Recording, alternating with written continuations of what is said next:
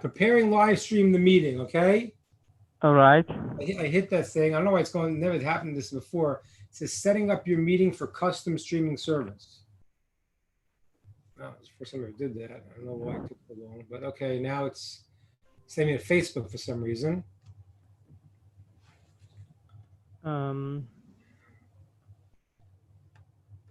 Yep, you're streaming on Facebook now, Rabbi. On Facebook too? Okay. Yes. And I'll get back to Zoom. We're here. Okay, you guys are here. Where are you? I'm going to find you 1 second. Let me see. My Zoom. Hold on. Okay, who's we? Is that the Thurlows? Yes, sir. Okay. Well, I am going to, since I don't see people, I'm going to, I yell it. I'm going to press the button. There's a button here to hide everyone who doesn't show their faces. How do I do that? Victor, there's a button like that, right? I saw that once. You see how to do that? The way to do that, to hide anyone that I can't see, because it's very difficult to speak to boxes. Ayala, you're also, Ayala's there. All right, somebody's showing their face. All right, Victor, how do I do this? There's a line here, how you could view stream, no? Okay, 1 second. Let me Google that up. Yeah, you're here, yay. Ali, you gonna show your face? Yay. Give me a second, but yeah, I'll turn my camera on. All right, good. All right. Okay. Hold on. Why? There's a way I saw before how to get. Okay. All right, good. Where am I? Aaliyah, you're going to turn your camera on. And the Thurlows and Victor can turn his camera on. You're on Facebook Live. Okay, I'm Give gonna. me a second, but yeah, I'll turn my camera on. All right, good. All right. Okay. Hold on. Why? There's a way I saw before. All right, guys. One more second, and we're gonna figure out how to do all of this amazing technology here. See, Schiffer's here. That's great. You're going to turn your camera on. And the Thurlows and Victor can turn his camera on. 1 second. Hi, Giovanna. Okay, Shmuel's here. The team is gathering. All right. Let's see. Okay, guys. One more second, and we're gonna figure out how to do. One more second, Chevra. We're trying to figure a few things out here. No. Okay. Oh, Aaliyah's here. There you go. All right. Participants. Okay. All right. Whoever's willing to show their. Okay, Rabbi. Yeah, you see how to do it? Yeah. I think you have to right-click on any participant that either has their video off or dials in via telephone. Okay. And then there's going to be a menu. You have to choose hide non-video participants. There's a way to make so on Facebook you're seeing just me. You're seeing everybody. That's a good question. Let me check that. Facebook. I think we see everyone on Facebook. There's a way just to see me on Facebook. I mean, actually, I want to see everybody here, but there's a way to just see me on Facebook. All right, we're almost there, guys. Very exciting. Modern technology at its finest. Okay. Victor, you see a way to do that? All right. I don't really see a way to do that, but all right, let us begin. How's everyone doing first? Good. Bill doing good? Great. You're all muted. Baruch Hashem, Baruch Hashem. Okay, very good. Let us begin. Okay, guys, so what we're talking about today is we are in the wonderful world of personality traits, midot traits. Now, we said many times that what is the word trait in Hebrew? The word trait in Hebrew is not trait, it's a midah. A midah means a measurement. Why is that? Because every emotion and every expression that you have can be used for positive or negative. You just need to know, we all need to know what measurement to put them in. Okay. So for example, let's say I say a person is very stingy. Well, is it bad being stingy? Yeah, when it's time for, giving to people, it's a bad thing.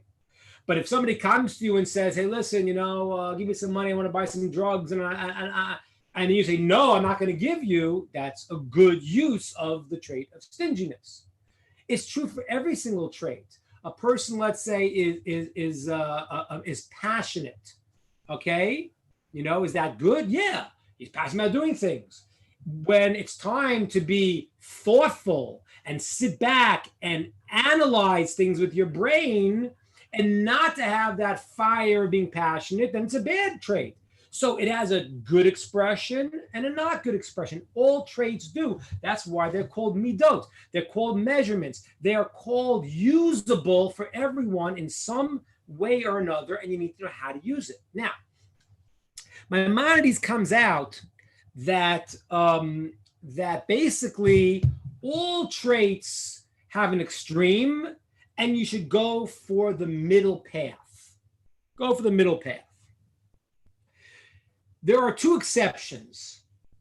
There are two exceptions, Maimonides says, where you don't go for the middle path. You must go further afield, possibly to an extreme. What are those two exceptions? Anger. He says, don't get angry. He says, even on big things, don't get angry. And the second thing he says is haughtiness. Those two, he doesn't like the middle path. Now, that's a little bit strange. I need to explain that. Why? Because there is seemingly a place, for example, let's say a person doesn't get angry at injustice. That's not good. The verse says, those who love God hate evil. They don't say, it's all right. You know what? They don't really care. If you don't care, then you become complicit with it. So if a person doesn't get angry when they see someone doing something terrible, then how is that okay? So what does Maimonides mean? You shouldn't be angry. You should be sort of more extreme and don't get angry even at big things. So we're going to explain tonight a little bit the trait of anger. And when I get to it, I'll also deal a little bit with why there's such a hesitation on anger, that seems to be a no-no, a real area that you don't want to play around with, as well as haughtiness. Aaliyah, did you like the high vocabulary instead of no-no? That's pretty good, right? It was very. I work with a 5-year-old autistic boy, so I'm always like, that's a good choice or that's a bad choice. So you said that's a no-no, and I say that. So I was trying to show my very rich vocabulary there by saying it's a no-no. I mean, we understand. So yeah. Okay. I understand. So now let me explain what we have to understand about anger. And once we understand this, it'll hopefully help us to understand why we got to be careful and what Maimonides means. Is there a middle path for anger or not? What does he mean? Okay. There's a verse that says, there's a teaching in the Talmud. It says like this. It says, whoever gets angry, it's like they worship idols. Okay. Kol hakohes, whoever gets angry, it's as if they worship idolatry. Now, why is that? Why is that? It doesn't say, I don't know, whoever is desirous and king, that's like idolatry. It doesn't say that. But who is angry, is an angry person, it's like he commits idolatry. Every time he gets angry, it's like a form of idolatry. You know why? Why is that? Well, there's a simple reason that people explain, which is, as we'd like to all claim we've never gotten angry, but let's assume we've gotten angry once or twice. Those who don't get angry realize that when they're angry, they're out of control. And there's a certain place in people's minds where they're a little bit crazy. They can go off the deep end. And the first level of the teaching means is that when you feel that you are out of control, you could do the worst things in the world because you're possessed. It's like, it's what those old movies was. That movie was called Carrie. I forget the movie name. She spins her head around, or Exorcist, whatever it was. These crazy movies. You're possessed. When a person gets angry, they realize that there's something going on, and as they feed the anger, they can't stop. So the simple explanation is anger is tantamount to idolatry, because what's going to happen is that the anger itself will lead to a place of completely out of control. And that could be the worst thing in the world, even the craziest thing, as being idolatrous and bowing down to whatever forces that people could do that could happen, because this person is not a human being anymore. They're crazy. They're out of it. Okay, that's the simple explanation. But I want to. We have some people watching in Facebook land.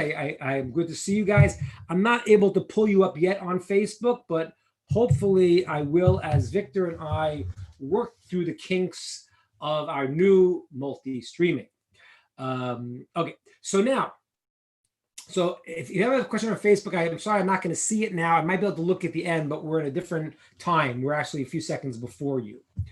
So, okay, now, the second explanation of why anger is like worshiping idols is very important to understand. Let's understand a second. Why do we get angry in general? What? Think about all the times you got angry. What was the cause? The cause is always the same. I have a certain way I think things should be. Things should be this way.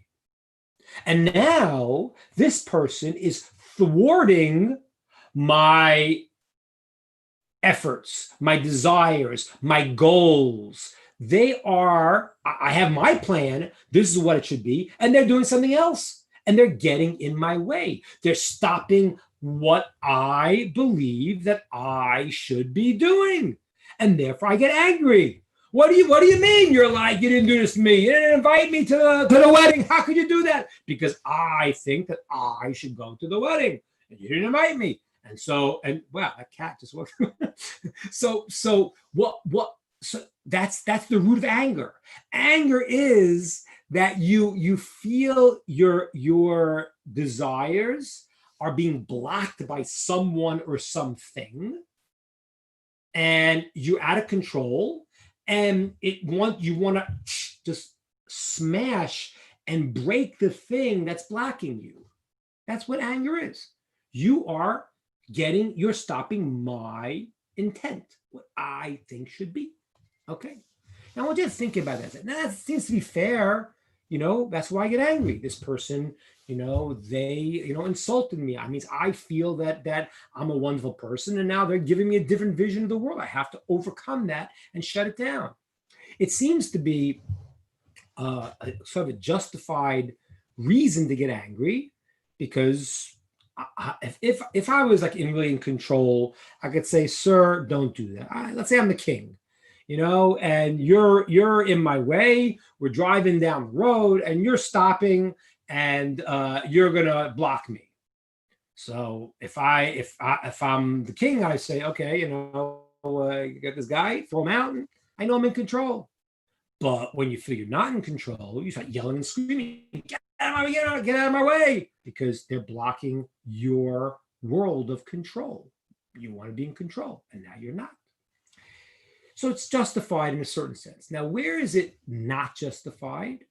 If we use the meta model of the way the world really is, then we'll understand the great problem with anger. Let's try to understand this a second. I give this example a lot. Hi, Sandy, good to see you. Imagine you woke up in the morning and you were going out the door, and And as you're going out the door, there's a note on your door. It says, you're going to go into the car won't start. You're going to end up going to work late. Your boss is going to yell at you. On the way into work, you're going to slip, fall down, and get your brand new clothes all dirty. And all of this is a test to see how you will react. Love God.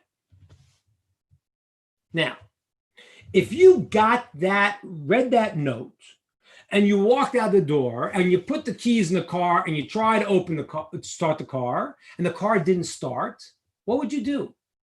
Would you like, darn it? Say, no, wait a minute. This was going to happen. And it's not about getting the car. It's a question of how I'm going to respond to this. I guarantee you everything that happened, you would actually feel great. You go, oh, I got this one. I know exactly why this is happening. This is a test. Am I going to lose it? Am I going to get uptight? Because that's the way you would experience it. This is not the purpose to freak out. There's a plan here. And in the plan, I come late and I get my clothes or whatever. I don't know the reason, but there's a reason because I got to know. And it was signed, love God. Every time you go and you would do something, you wouldn't get angry because you'd say, oh, wait a minute. There is some kind of plan. Not sure I know exactly the details of why, but some kind of plan, and I'm part of the plan. And my role in the plan is how I deal with these challenges. There'd be no anger. You would never get angry. So why do we get angry? Because when something happens to us, in our view, that's not the way it should be. I know better. So for whatever reason, in the cosmic scheme of things, this is happening to me. My car is stalled, and that should not be. And I'm angry. That's why it's like worshiping idols. Because what it really is saying is there is no source in control of this world. That's what it is. What is idolatry? Idolatry is not like these idiots who are bowing down to statues. Idolatry is being caught up in forces of the world. That's what idolatry is. Idolatry is there's a force and I need a powerful counter force to beat it. That's what idolatry is. And so I'm going to manipulate my idolatry to get my force to do what I want. That's what the idolaters believed. The idea of one source, one omnipotent source, means that there are no other powers in the world.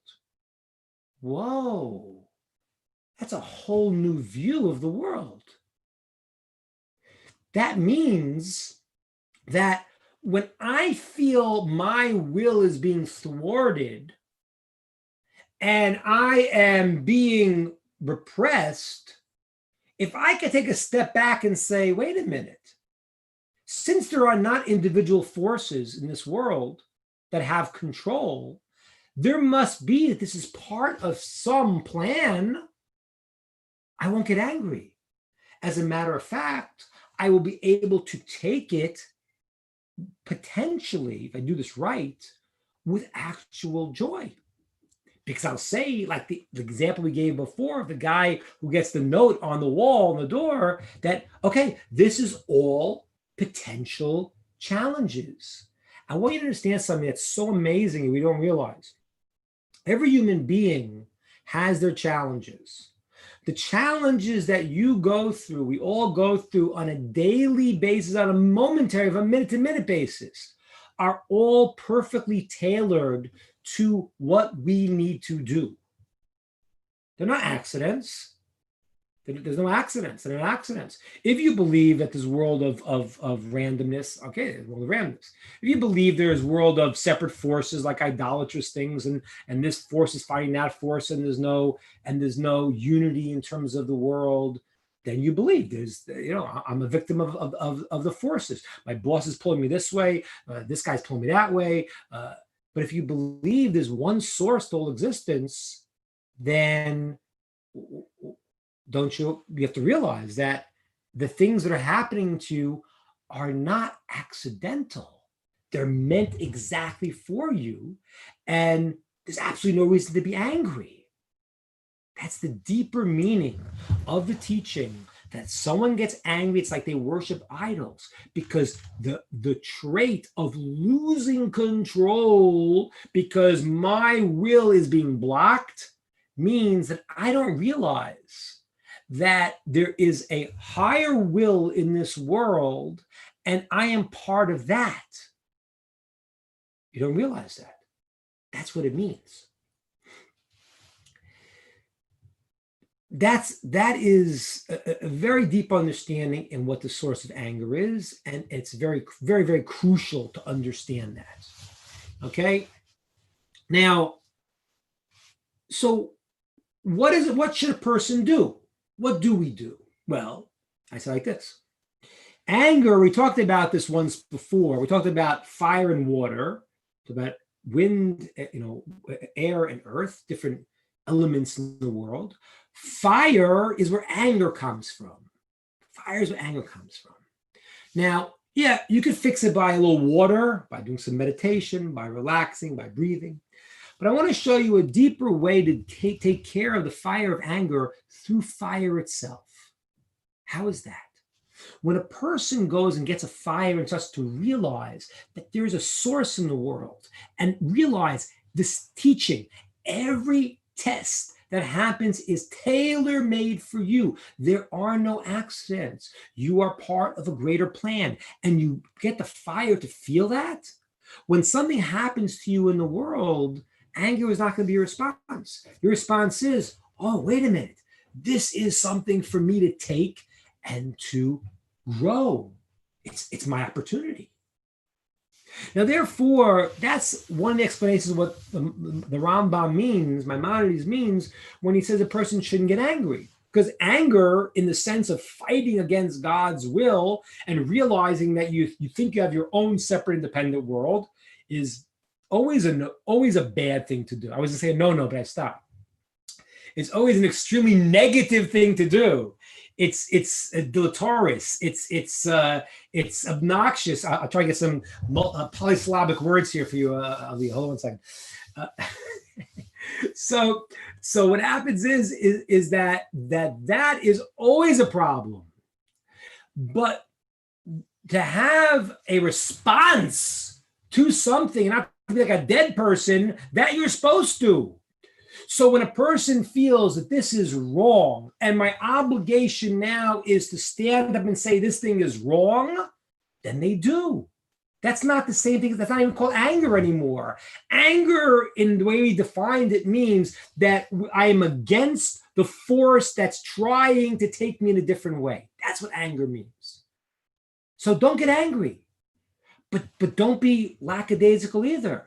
Make a decision. If something has to be fought for, then I fight for it. And that's really true. If a person goes and they have something that's true and they don't realize it, they don't say anything about it, they will become swept away in whatever thing the world's telling them. So a person has to go. Now, that being said, I want to say one other thing. But when you get angry, even at good things, it's dangerous. Here's the problem.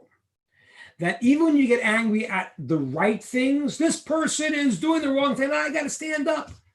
It's dangerous because anger makes a person lose their sense of reality and they end up doing terrible things. And that's why in halacha and in Jewish law, the reality is, it says that it talks about a teacher who has to get angry at his student to go and to have him change.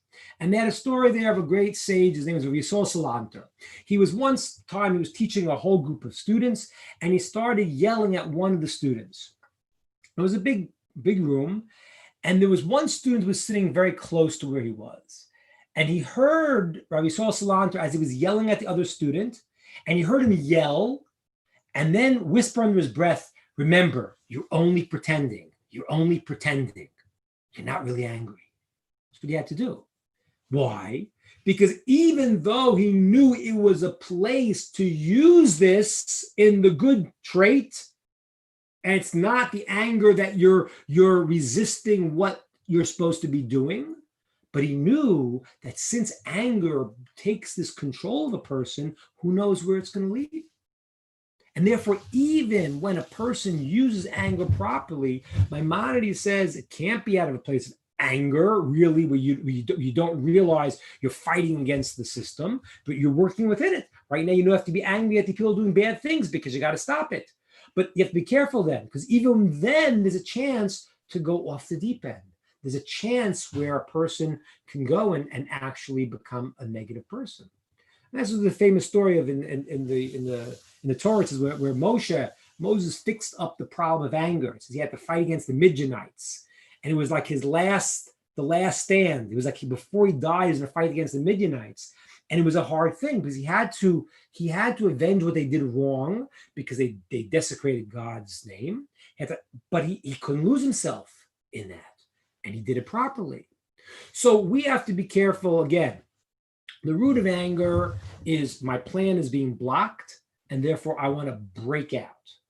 The reality is, if you take a step back and you realize that you're part of this plan and there's one source that's directing this plan, then you don't get angry. You say, oh, okay, this is my opportunity to take this and to grow with it. And sometimes you have to say, well, this is at a time where it is within the right thing to do to be angry. But even then, you got to be careful. Okay, this is the point I want to understand. Now, to deal with this, though, this needs training.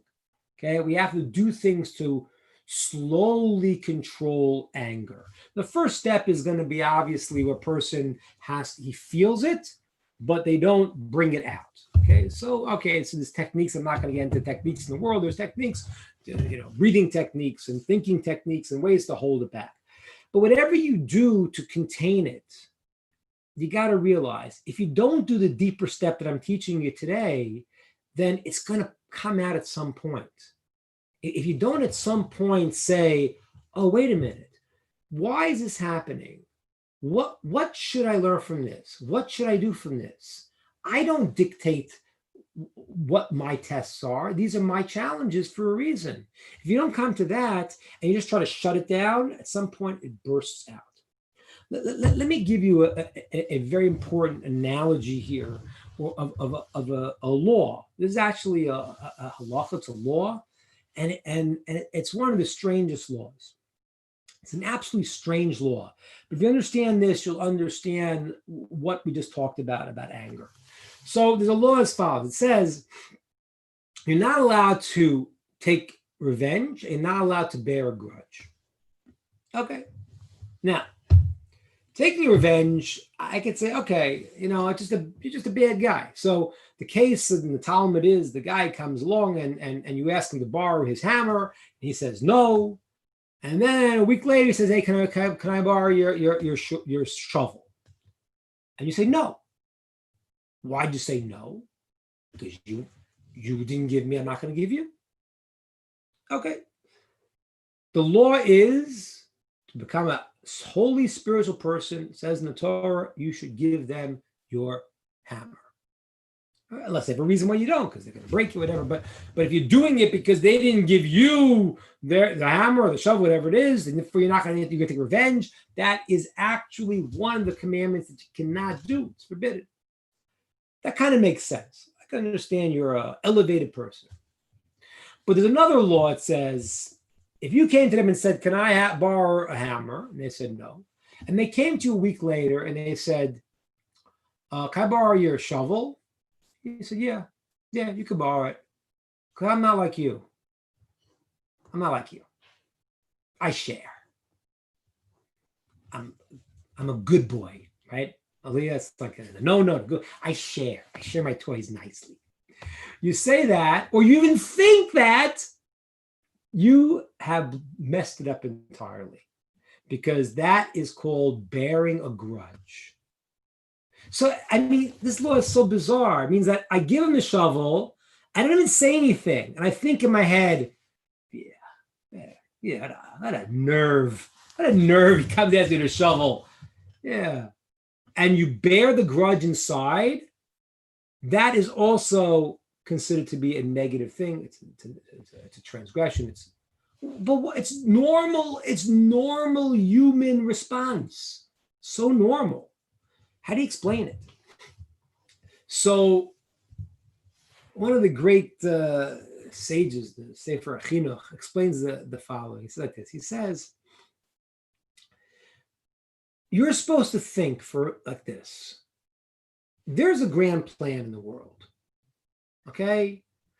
And people can choose to be good players or bad players. That's their choice, okay? People that want to be good messengers can be good messengers. People that want to be bad messengers can be bad messengers. But there is a plan here. And therefore, if you didn't get the hammer last week when you asked the guy, there was a deeper reason why you weren't meant to get that hammer. Now, that person may be a bad messenger because they chose not to give you the hammer, but you weren't meant to get the hammer for whatever reason. Maybe you learned your lesson. You remember once time you didn't give someone else a hammer, maybe because, I don't know, maybe you're going to hurt your finger. I don't know. There are a lot of reasons why you weren't meant to get that hammer, but you weren't. And what happens in relationships is we view the person who is in our way as the source of our problem. And we got to take them out. He wouldn't give me the hammer. But that's not the truth. It looks like the truth, but it's not. The truth is you were not supposed to get a hammer for whatever reason at this moment. You could try to get one the next day. I don't know. But for this moment, you weren't supposed to get a hammer. This person was willing to be the bad messenger to give you the news. And therefore, they're like a pawn in a giant play. They chose to be a bad pawn. I understand that. But that's not the cause. And when a person believes that that's the cause, it changes the world because we get stuck into the world of powers, forces, randomness, and that is the source of anger. The source of anger is because these things are in my way. No. Here's the deep spiritual truth. There's one will in this world, and it's directed perfectly towards you. And you are functioning within that reality. And when something happens, it's something to learn from. You don't live in Disneyland. You shouldn't be a Pollyanna and say, well, okay, that's fine. It's something, but it's not because this person doesn't give you the hammer. I always give the analogy, it's like a person takes a stick, they throw it at a dog. So what does a dumb dog do? The dumb dog bites the stick. But the stick was only the stick because the guy who threw the stick. Who threw the stick at you? That's the one source. That's God. He threw the stick at you. So listen, you're not having a hammer now. Why not? Hey, don't get angry. If you get angry, it means you're denying that there is a source to this. And it's like worshiping idols. No, there's a reason you didn't get the hammer now. Take a deep breath. Why didn't I get the hammer? I don't know. This person maybe not a nice player, but you know what? It's not my problem. It's their problem. It's like the old pop psychology thing. I don't own this problem. You don't own that problem. You really don't. It's an amazing way to look at the world. You don't own the problem. When someone does something negative against you, you don't own that problem. That's their problem. What you own is the fact that there was a reason why this happened to you. The fact that they were the players to bring that about. That's really their issue, not your issue. And that's the whole story with Joseph. Amazing story with Joseph. When he's sold into slavery by his brothers, at the end, his brothers come back and Joseph becomes the king of Egypt, and then the brothers come back and this whole reunion, and then the brothers are nervous at a certain point that Joseph is going to go and harm them. So they say, listen, we're so sorry what we did and blah, blah, blah. And Joseph says, listen, he gives them a very strange answer. He doesn't say to them, it's okay, no problem. He doesn't say that. He said, am I instead of God? You thought for bad, and God thought it for good. He made me the king of Egypt, and I was able to save us all, and blah, blah. It wasn't very comforting. It wasn't like he said, yeah, it's okay, guys. You love me, I love you. He didn't say that. He said, what am I instead of God? He says, you thought it for bad, but God thought it for good. What was he saying? What he was saying was that this is not my issue with you. There was a reason why I was going to get sold to slavery, a reason why I had to come to Egypt, and there was a whole reason for it. And you guys, unfortunately, you thought it for bad. You were negative players in this scenario. And it's a shame that you had to be that way. That's not my problem. It's your problem. And I wish you good luck in working it out. That's the vision that we have to have. And that's the way to get rid of anger. Every other method is good: to control, to think, to meditate, to breathe, count to 10, whatever tricks of the trade you want to use to close your mouth and practice to close your mouth and practice to say it. And these are all good techniques, and they're all good things to start the process. But the only thing that's really at the root of this is to understand that if there is a source to everything, and there are no accidents, and the challenges you have are appropriate to you, nobody is blocking what you want to achieve. The pieces are being put in place specifically that you could achieve what you have to do. And why should you get angry then? You should be happy. Hard when things are difficult, but really freeing when we can realize it. Okay, that's my thought. I'm going to open up to anyone any questions. We will open it up to questions. All right, I have a question. Okay. Of course. I wouldn't think less, Ayala. I thought that we weren't held accountable on our thoughts. If it's a thought, but it doesn't come to an action, I mean, we can't, most of the time, we can't control our thoughts. And if we can, it comes after a lot of, learning, a lot of restraining process. Well, thoughts that you're not held accountable for are things that float into your head. If you, because that just floats into your head. If you maintain negative thoughts, it's a low level, it's a problem. But hatred, it says, it says, don't hate your friend in your heart. So hatred that a person has for somebody, it is definitely one of the 13 commandments. Yeah, you can't have hatred for somebody, and you can't, you have to rebuke them. Now, some people learn the idea that rebuking them takes care of the problem because you tell them what they did wrong. And by the way, this is something that, in the South, I don't think they got the memo on this one. But the bless your heart kind of thing, that does not fit in line with the Torah.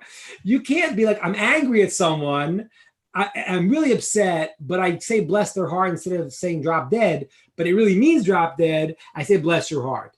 No, you have to actually go and tell them, listen, you could figure it out to let it go, or you can go and say, listen, this is what you did wrong to me, and give them the opportunity to fix up what they did wrong. But you can't go and say, well, I'm not going to say anything. I'm angry. So, although the thoughts that float in our minds, that's what we're not held accountable for. But if a person feels hatred, it's a feeling. And that he has to overcome. The person feels, a grudge against someone, it feels hatred against someone. That's something that a human being has to overcome. And it's not easy. Yeah. Not easy. But we have to do it. Again, very low, it's a high level, but that's the level that's expected from us, that we can get there. We're able to go and to get to that state. Well, basically, if you can master the thought that you are being tested all the time, and there's only one king in this world that controls everything, isn't that the answer for most midot? Anger, gava, jealousy, all of this midot, if you understand that this is the test, this is the world. There's different qualities, and that's why I was going to tie this back to haughtiness. That's why the two haughtiness and anger are the ones that Maimonides says, because they really have the same idea. It's the idea that I'm God. That's what it is. Haughtiness means I have my own. I'm in charge. And I'm not subjugated to any other force. And anger is a result of that. Once you know that you feel that you're in charge, you dictate, you get angry.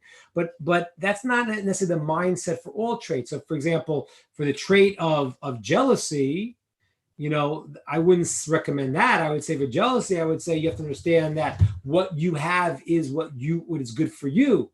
And anything that you don't have is not good for you. It means that you're your own person. So yeah, on a certain sense, to realize a oneness of God is the root of everything, but it comes out in different ways. In anger and in haughtiness, it comes out in breaking away from realizing the source.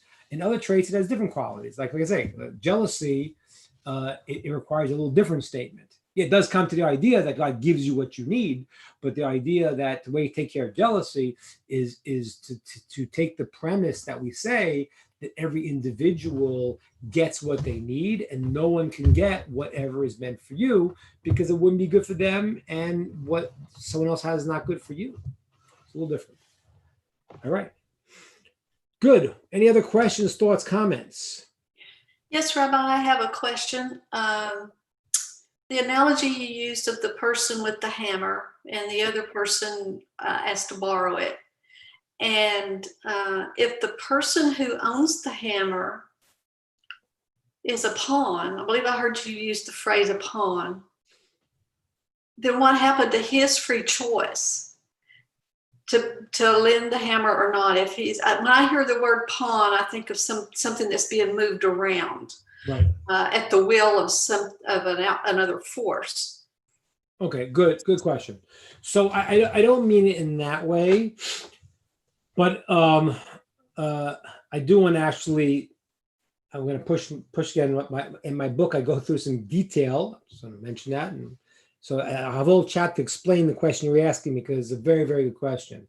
But there's an idea that one of the things that God does in the world is connect people who decide to do something with the situation. So in other words, the person who is a negative person, who is not the guy who is going to lend you the hammer, that's his trait, and that's what he has decided to do. He is, if you're not supposed to get the hammer, you will be on the same street as that guy and asking that guy. Okay.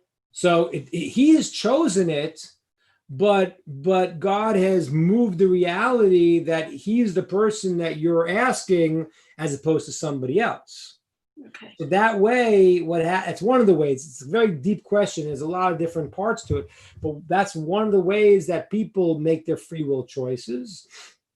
But you don't just randomly, because if you're not supposed to get the hammer now, you're not going to run into the good guy who's willing to give it. You're going to run to the guy who's the bad guy who's not willing to give it. He's chosen not to give it, but since you're not supposed to get it, you end up going to him. Okay. And that's the way. One of the ways, I mean, obviously it's very, very deep, but one way God moves the world, that he sets it up that every and that's one of the teachings that God, he makes what's called shidduchim. He always brings things together.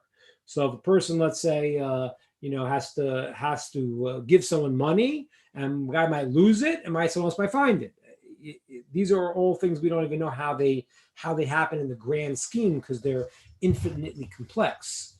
But I don't mean a pawn like he's being manipulated, but I mean he's chosen to be the bad messenger. He is now the one that you asked for whatever reasons. That's the person you have accessible to you. And he's the bad messenger. He's chosen to be that person, but you weren't going to get the hammer anyway.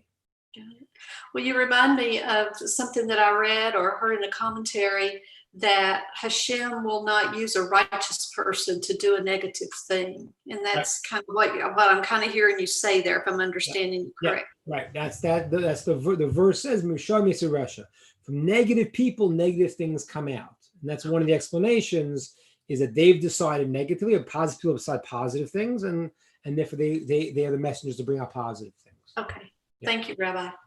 Very good. Okay. Any other questions? Yes, if anger is an angle of anger means that you are angry that things are not going your way or the way that you want them. His frustration is the same, because that's the same motives, isn't it? So his frustration is the same as anger. If you're frustrated that somebody doesn't do what you want.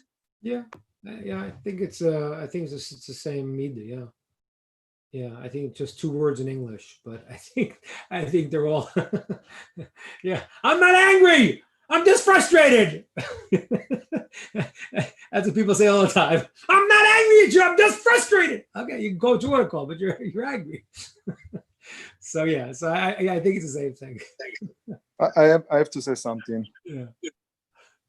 I want to say something. I think, anger, it's like part of our life, and the same way that we're growing up with different things, anger is one of the things that we need to learn to grow up with and deal with that. It's not about the environment, it's about us. So it's the way that we treating the anger, the way we're dealing with the anger. Right. I think, I can speak for myself, when I was younger, I got anger for many things around me. And it's even worse with me because I didn't took it out, I didn't know how to take it out. So I keep it inside. Right. Over the years I learned, as much you keep it that inside, you actually punish yourself. You're hurting yourself. So I treat myself to let the things go and just to accept that. Right. And I believe this is the God, actually God put us on situation and he actually testing us. Right. Exactly right. And that's why, like, the first step is you gotta bolem it. You gotta hold back. Exactly. And not give free rein. That's the first step. It takes a lot of energy, a lot of effort. A lot of energy, and the reality is that if you don't do the next step, it backfires. Because when you take it in at a certain point, you're going to let it out, and you're going to let it out when you least expect it. It's going to be like, and that's what people are like. Why are you freaking out now? What happened? It was nothing, but they don't know that this has been building up for the past year. Now, again, there are natural things you should do, which is to talk to people. If someone's doing something in your world, then you have to say, you don't have to be like a total, there's areas where you focus on your own self, but then there are areas of relationship. So right now you're doing something that upsets me. Before you freak out and you express to the person and do it with all of the techniques, you say, I just want to tell you, I feel upset when this and this happens. Okay, that's a very simple technique, because when you tell a person, you keep doing this, then you know how that goes. It doesn't go too well, right? You keep insulting me. So that doesn't go. I did not. What you say instead, I'm just going to tell you, I personally feel insulted when you I know you don't mean it, but when you call me a moron, I don't know. I'm a sensitive person. It upsets me. So when I say that, so I haven't attacked them, but I'm saying what it is that now you should do that, because even though what I taught you tonight is the idea of how you rise above the fray of a problem, but when you have a person that you're in a relationship with, you want to communicate with them what the issue is, so they'll fix it. And if they're not going to, it's not a relationship. And then it's the guy who won't lend you his hammer, and then you have to like get outside of it. So the technique I said today is like when somebody is negative to you, then how you don't get into the dance with them. But when you have the ability to communicate with them, then you should. And you should do it before you get angry, because if you do when you're angry, they won't hear a word you're saying. Yeah. Beautiful. Actually. Okay. All right, everybody. Anything else? Does the cat have a question, Leah? Ayelet, any questions? This is my cat that you have asked about a few times. It's a very interesting cat because it keeps smacking you in the face with his tail.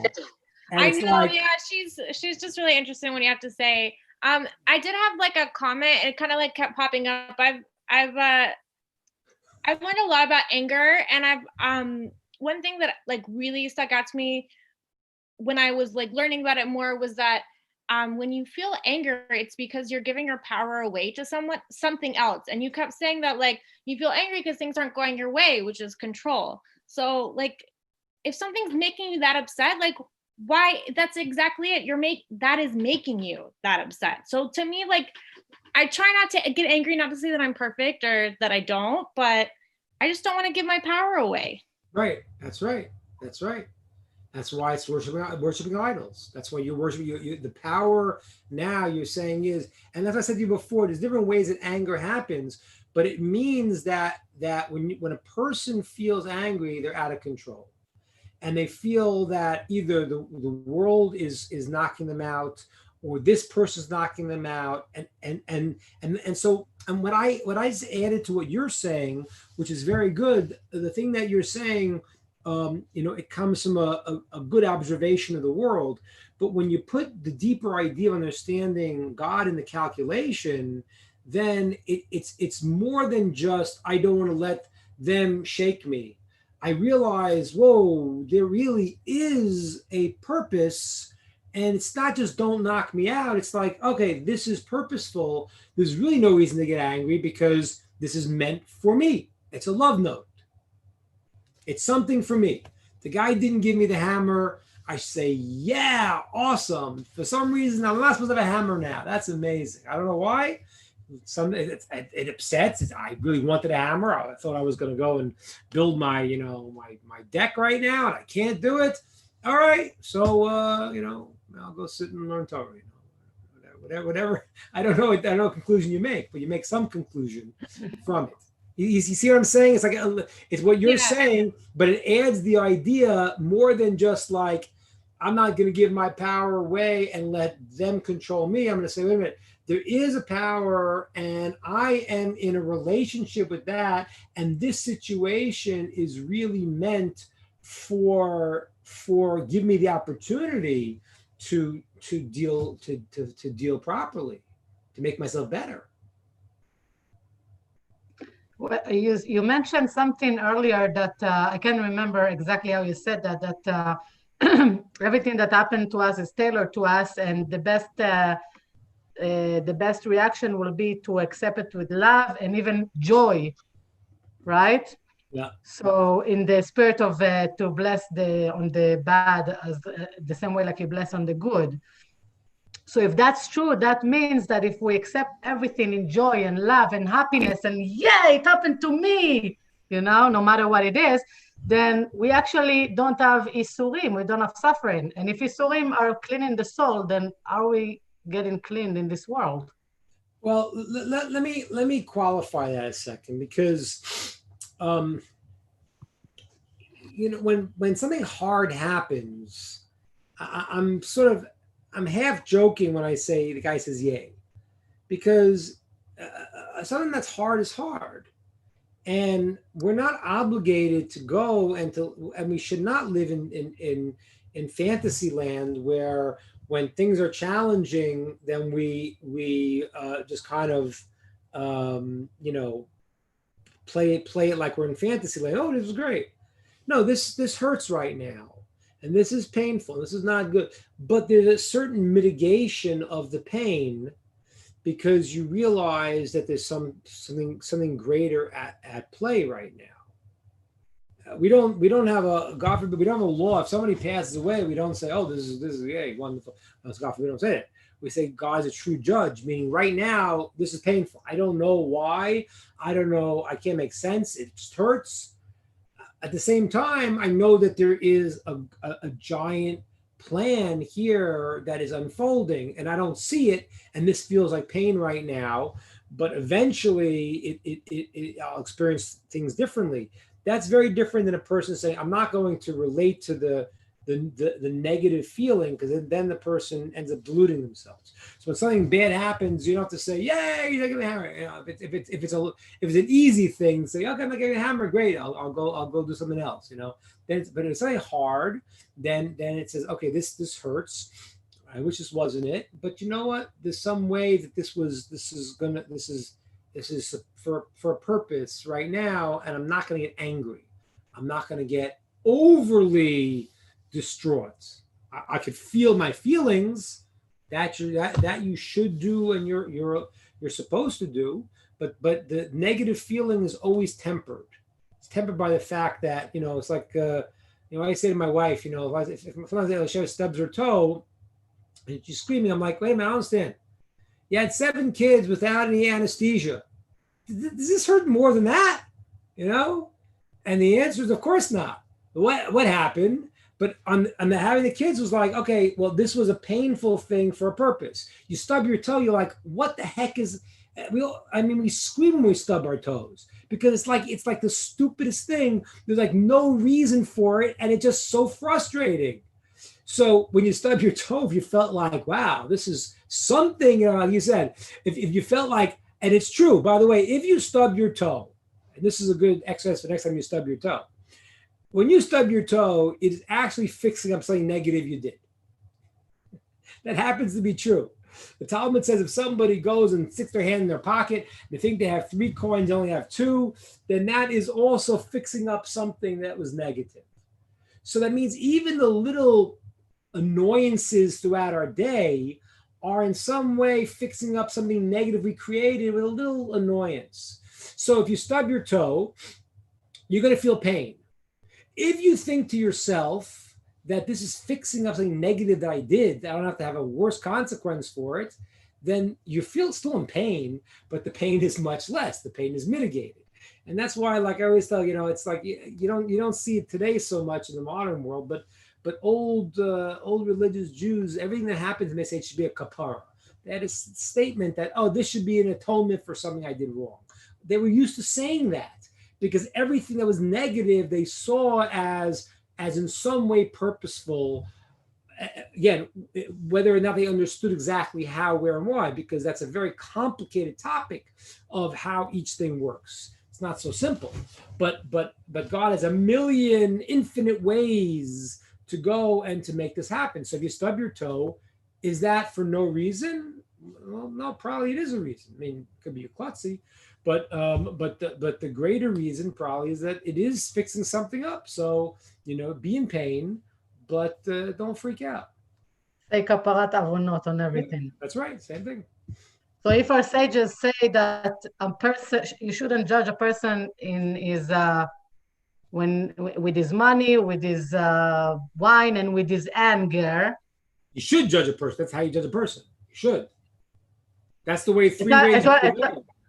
I thought it said אין שופטים אדם בשעת כעסו, כוסו וכעסו. No, you mixed 2 things up. No, it's one text is a person is recognized through his kaso, kiso, and koso, through his anger, how he acts when he gets angry, through his money, what he spends his money on, how when he, all of a sudden he gets very cheap, and the third thing is when he drinks a little bit of wine, his cup. That's how we know them. There's another statement is that God doesn't punish somebody, it doesn't judge him. When he gets angry, he may say things that he doesn't really mean. That's totally separate. Sometimes people get angry, they say things and people can say very bad things when they're angry, and then they calm down and they say, oh, I didn't really mean that. But does that mean that the person didn't worship idols? No, he did. They got angry and they screamed and they yelled. But they said, I hate you, and they didn't really mean it. But they caused all the damage by saying it, and they caused all the problems, but it may not be exactly what they meant because they said it from anger. But that's 2 different things. So you do judge a person, you know a person, how they are when they get angry, how they are when they have some wine, or how they are about their touchy about their finances. That's how you know a person. And then we don't always God doesn't hold a person accountable. Some of the things he might have said that he might not have meant because he was saying them out of anger, but it doesn't exonerate that when he got angry, there's all the problems. It's like worshiping idols, it creates all the negative things. It's just that statement is not always true. And that's a problem. If you say something to someone in anger, you told someone something in anger, and then you try to tell them, I didn't really mean it, doesn't work too well. But yeah, the person might not have meant it. That's true. They might not have meant it. They might have just got angry and said it. But it doesn't really fly so much because the person heard it and they're not going to forget. So let's, as Shmuel said, first, take a step, do your techniques, keep it in, don't let yourself go there. Because when you get angry, there's a moment you go there. The moment, and usually it's a righteous indignation. The point of me saying, this person really deserves it, right? And that's when you let it go. Usually it's a moment where you don't know, but then you feel like this is the right thing to do. You've told yourself it's right. They need a piece of my mind. So know that that is not true. That is a lie. That is, you're fooling yourself. So hold it back and then say, wait a minute. This is there's a plan for everything, and I'm not going to this place. That's not what I'm gonna do. All right, guys, have a great night. We'll talk to you Thank you. later. Good night. Yeah, thank you, Rabbi. Thank you. Thank Thank you, Rabbi. Good night. Good night. Mazel tov.